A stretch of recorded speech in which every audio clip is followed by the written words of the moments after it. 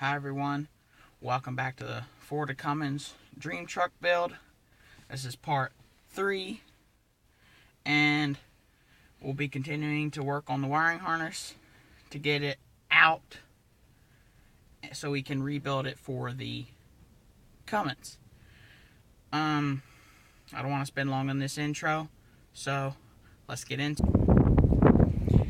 Yeah, we're out here at the engine bay. Last episode I showed y'all, got these plugs undone, a couple up here, and we stopped with, I said there was a plug back in behind here, behind all this, your power steering pump, that it's really hard to get to. It's just, you barely enough space to get your hands in.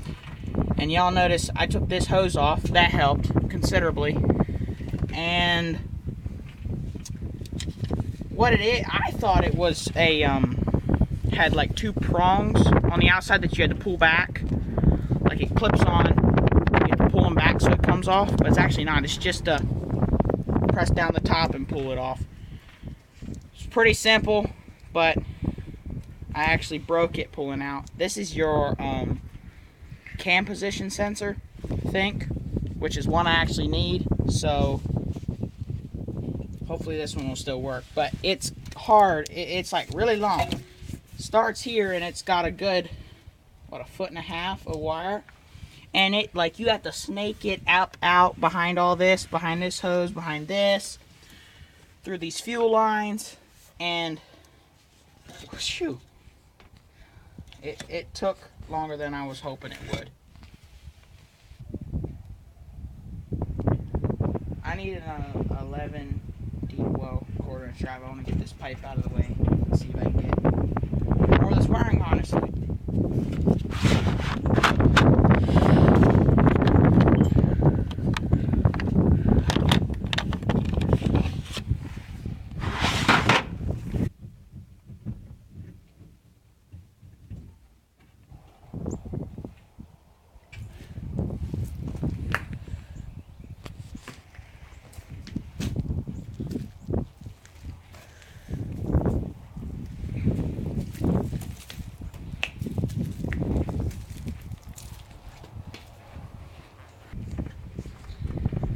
Yeah, I've had a change of heart recently, in the last little bit actually.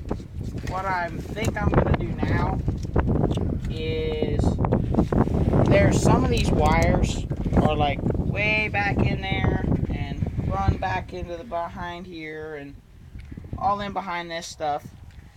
I think I might actually wait till I get the engine out and then pull the wiring harness off, because I'll be able to go the whole way around the engine. Now I'm going to leave these unplugged, but other than that, these unplugged and that really hard one I showed y'all, I'm going to leave that one unplugged. But other than that, I think I'm going to stop pulling the wiring harness apart, and now I've got to, I don't know, maybe I'll start working on getting the transmission unhooked from the engine. Yeah, I just pulled the belt off the front. I just took my fingers and pulled it off of this pulley right here, and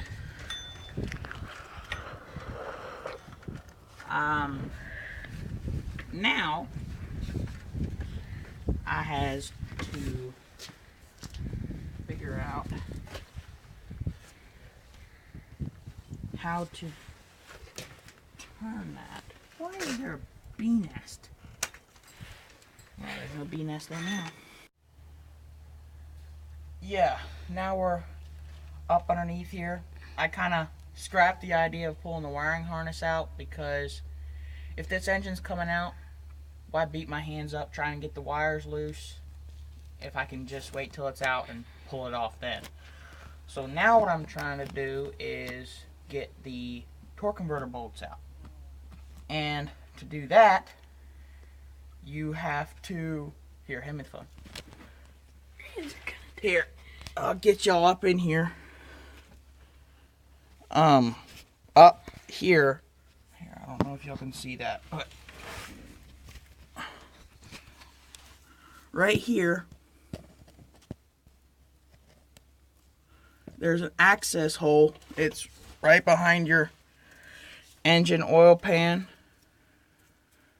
Right here. Oops, it's upside down. The engine oil pan. Up here, transmission, where the transmission bolts to the engine. There's an access door that you have to pull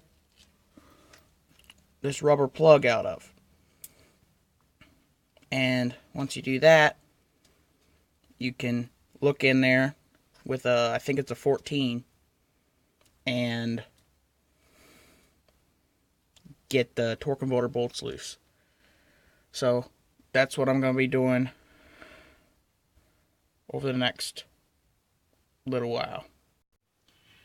Hey, well, I guess this will be the end of this video. I got the torque converter bolts out. There's a total of 6 of them for anybody who wants to know. I got 5 of them out with no problems. I dropped one down in the transmission, but that's not a problem. When we pull the transmission out, then that should fall out with it.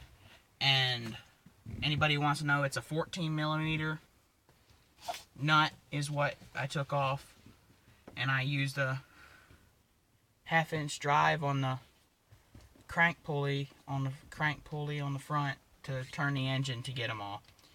And that's all I'm gonna do today. Hope y'all enjoyed this video. See y'all in the next one. Bye.